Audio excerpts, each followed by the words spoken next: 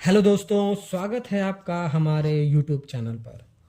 छत ढलाई के एक दिन बाद छत में क्रैक क्यों आ जाता है? जैसे मान लीजिए कि अगर आपने कल स्लैब की कास्टिंग करी और आप अगर अगले दिन छत पर आते हैं तो आपको कुछ इस तरीके से क्रैक दिखाई पड़ता है। तो ये क्रैक क्यों डेवलप होते हैं, आज के इस वीडियो में हम इसी टॉपिक पर बात करेंगे और हम क्लियरली समझेंगे कि कहां पर मिस्टेक हो रही है जिसकी वजह से इस तरीके की प्रॉब्लम साइट पर देखने को मिल रही है। सबसे पहले तो आप प्रोसेस समझ लीजिए कि कैसे स्लैब की कास्टिंग होती है। पहले हम अपना शटरिंग करते हैं। शटरिंग करने के बाद हम जो है स्लैब की ढलाई करने से पहले हम उसमें स्टील बांधते हैं, अपना सरिया लगाते हैं और उसके बाद कंक्रीटिंग करते हैं, जिसमें स्लैब की थिकनेस कम से कम 5 इंच हम रखते हैं और उसके बाद फिनिशिंग करते हैं। जैसा आप इमेज में देख पा रहे होंगे, वीडियो में देख पा रहे होंगे, कुछ इस तरीके से हमारा मिस्त्री फिनिशिंग कर रहा है।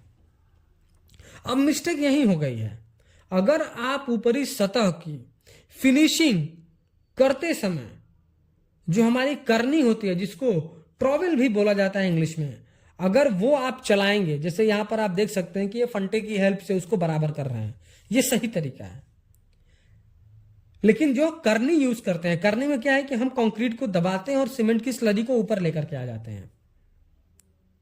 तो उससे नुकसान क्या होता है कि आगे चल के सीमेंट की स्लरी ऊपर होने की वजह से उसमें क्रैक्स डेवलप हो जाते हैं, और नहीं तो फिर हम ऊपर की सतह को चिकना करने के लिए ऊपर से अलग से जो है उसमें हम सीमेंट डाल देते हैं, जिसकी वजह से कंक्रीट में सीमेंट की मात्रा ज्यादा होने की वजह से और एकदम ऊपरी सतह पर होने की वजह से क्रैक्स डेवलप हो जाते हैं, जो हमारे हेयर लाइन क्रैक्स कहलाते हैं। बिल्कुल बाल के बराबर वो क्रैक्स होते हैं। और भी वजह होती है, जैसा कि अगर हम कंक्रीट बनाएं तो हमने कंक्रीट में ढेर सारा पानी डाल दिया और एक्सेस ऑफ वाटर होने की वजह से, और कंक्रीट बनाते समय हमने ढेर सारा जो है उसमें पानी डाल दिया। अब एक्सेस ऑफ वाटर होने की वजह से भी, पानी ज्यादा होने की वजह से भी हमारा कंक्रीट में जब वो सूखेगा तो उसमें ढेर सारे हेयरलाइन क्रैक्स आ सकते हैं।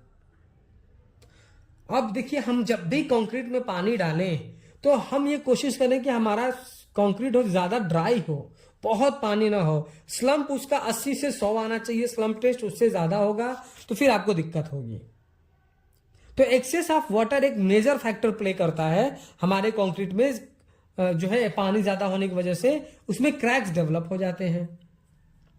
और तीसरा एक बड़ा रीजन ये भी है कि हीट ऑफ हाइड्रेशन के कारण भी होता है कि मान लीजिए हमने पानी डाला, कंक्रीट बनाया, कंक्रीट बना करके हमने अच्छे से वाइब्रेटर चलाया, लेकिन हमारे यहाँ का टेम्परेचर बहुत ज्यादा है और टेम्परेचर ज्यादा होने की वजह से, ओवर हीटिंग होने की वजह से हीट ऑफ हाइड्रेशन होता है, यानी जल्दी से कंक्रीट सूखता है और उसमें श्रिंकेज क्रैक देखने को हमको मिलते हैं। ये जनरली 1 से 2 mm के होते हैं, बहुत ज्यादा डीप नहीं होते हैं और इनकी वजह से कोई बिल्डिंग में प्रॉब्लम नहीं आती है, किसी तरह की लीकेज की प्रॉब्लम नहीं होती है।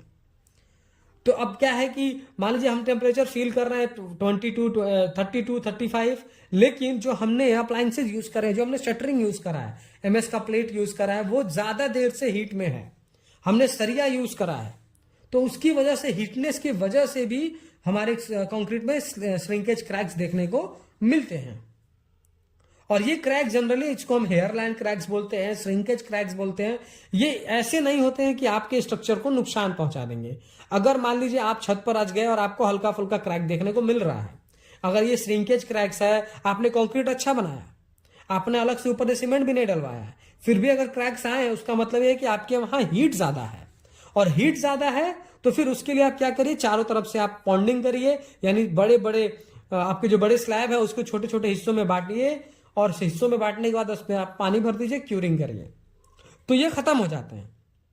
और नहीं, एक फैक्टर ये भी होता है कि हमारे सैंड में सिल्ट की जो क्वांटिटी है वो ज्यादा होती है।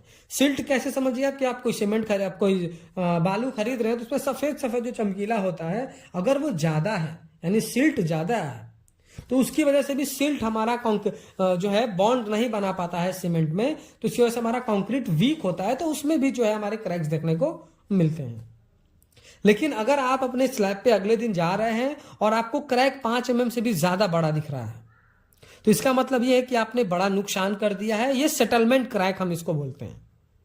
इसके बारे में हम नेक्स्ट वीडियो में बात करें, क्योंकि वीडियो बहुत लंबी हो जाएगी। वीडियो पसंद आया हो तो प्लीज वीडियो को लाइक कर दो, और अगर चैनल पर नए हैं, कंस्ट्रक्शन से रिलेटेड ऐसे ही इंफॉर्मेटिव वीडियोज इन फ्यूचर देखना चाहते हैं तो प्लीज चैनल को सब्सक्राइब करके बेल नोटिफिकेशन को ऑल पर प्रेस कर दें। Thank you.